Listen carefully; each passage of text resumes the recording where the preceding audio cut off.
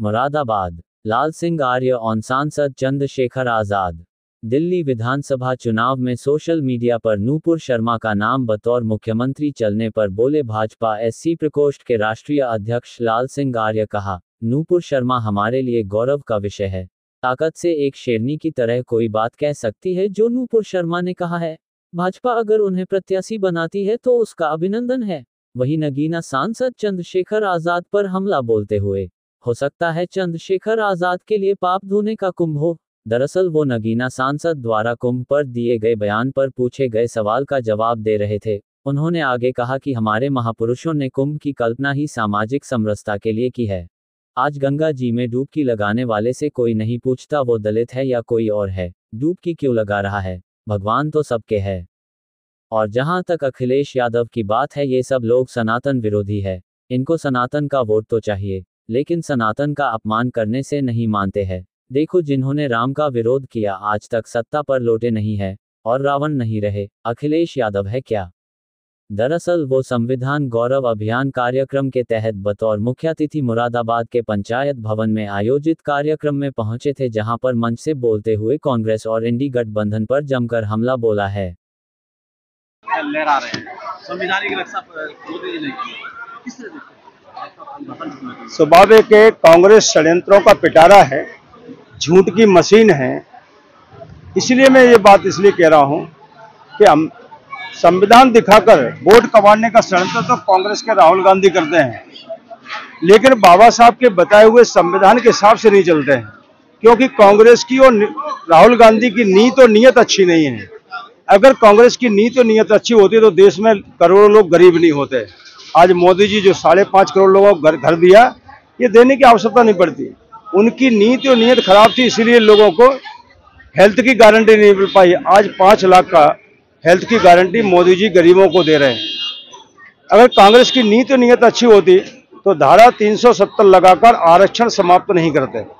कांग्रेस की नीति और नीयत खराब थी, उसी का परिणाम है कि बाबा साहब अम्बेडकर का एक बार नहीं 1 दर्जन बार उन्होंने अपमान करने का काम किया है। और संविधान में लिखा है आर्थिक, राजनीतिक, सामाजिक बराबरी और अवसर की समानता है। मोदी जी ने दलित राष्ट्रपति बनाया, आदिवासी राष्ट्रपति बनाए। मोदी जी ने 12 कैबिनेट मंत्री पहली बार केंद्र में बनाए, 4 राज्यपाल बनाने का काम किया। रेलवे बोर्ड में और महालेखाकार नियंत्रक में आजादी के बाद से कभी अध्यक्ष नहीं बना, मोदी जी ने बनाने का काम किया। तो संविधान और बाबा साहब की भावनाएं के अनुसार मोदी जी भारत में गरीब, शोषित, वंचित, महिला और सामान्य वर्ग में भी कोई गरीब है, उन सबकी चिंता करने का काम कर रहे हैं। इसलिए भाजपा के लिए, मोदी जी के लिए भारत का संविधान और अम्बेडकर जी श्रद्धा का केंद्र है। कांग्रेस के लिए वो केवल वोट प्राप्त करने के लिए। एक सवाल था मेरा, आप भी के समुदाय से आते हैं, चंद्रशेखर यहाँ से सांसद हैं, वो कुंभ को लेकर के कह रहे हैं कि वहाँ तो पाप, जिसने पाप किया वो हो जाएंगे, तो कहीं समाज में 2 फाड़ कर रहे हैं क्या? जाकी रही भावना जैसी, प्रभु देखी मूरत तिन तैसी। मुझे लगता है कि हमारे महापुरुषों ने, हमारे ऋषि मुनियों ने कुंभ की कल्पना सामाजिक समरसता के लिए की है, आध्यात्मिक समरसता के लिए की है। आज गंगा जी में कोई डुबकी लगाता है, वो दलित हो, आदिवासी हो, पिछड़ा हो, सामान्य हो, कोई भी हो, कोई पूछने वाला नहीं कि तू डुबकी क्यों लगा रहा है। अरे भगवान तो सबके हैं। इसलिए गंगा जी में जो भी स्नान करता है, कुंभ में जाता है, वो सामाजिक समरसता की प्रेरणा कहीं ना कहीं देता है।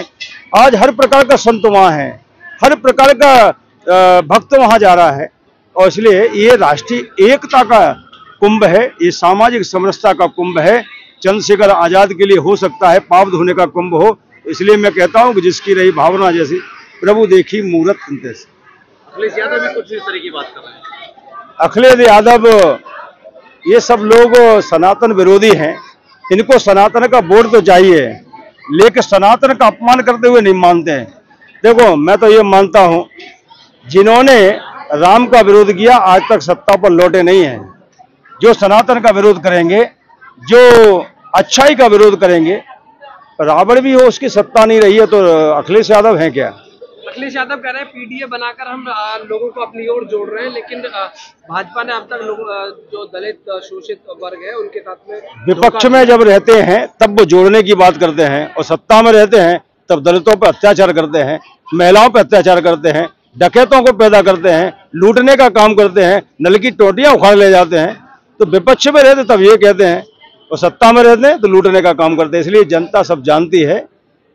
दिल्ली के इलेक्शन को लेकर लगातार चर्चाएं चल रही है, किस तरह से दिल्ली के चुनाव में अब की बार भारतीय जनता पार्टी का 2/3 बहुमत के साथ कमल खिल रहा है। आप पार्टी के नेता केजरीवाल, उनको उप मुख्यमंत्री, मंत्री भ्रष्टाचार में जेल में जा चुके, ईमानदारी का चोला पहने थे, वो कलई खुल चुकी है। झोपड़पट्टी में, गरीबों में, दलितों में आज एक ही बात है कि 10 साल की सत्ता आप पार्टी की रही, ना तो पानी पहुंचा पाया, ना यमुना साफ कर पाई, ना सड़कें अच्छी बना पाई, ना हॉस्पिटल अच्छे दे पाए। ऐसे मुख्यमंत्री को और ऐसे मुख्यमंत्री की आप पार्टी को हराने का काम अब की बार दिल्ली की जनता ने ले लिया है। और मैं कह रहा हूं 8 तारीख को परिणाम आएगा, भारतीय जनता पार्टी की सरकार दिल्ली में अवश्य बनेगी। नुपुर शर्मा का नाम चल रहा है, नुपुर शर्मा का नाम की भाजपा। नुपुर शर्मा हमारे लिए गौरव का विषय है। ताकत से एक शेरनी की तरह कोई बात कह सकती तो नुपुर शर्मा ने कहा है। भारतीय जनता पार्टी अगर उनको प्रत्याशी बना दिया तो उसका अभिनंदन।